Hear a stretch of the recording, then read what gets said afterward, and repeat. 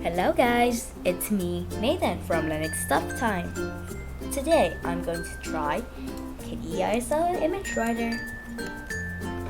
You should install this if you haven't, via your distribution.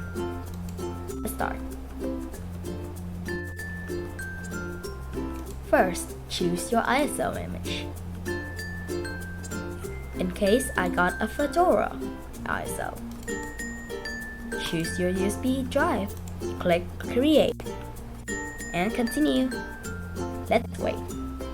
Also, type in your password if you have to. That's all. Thank you for watching and see you soon. Subscribe as always. Thank you. Goodbye.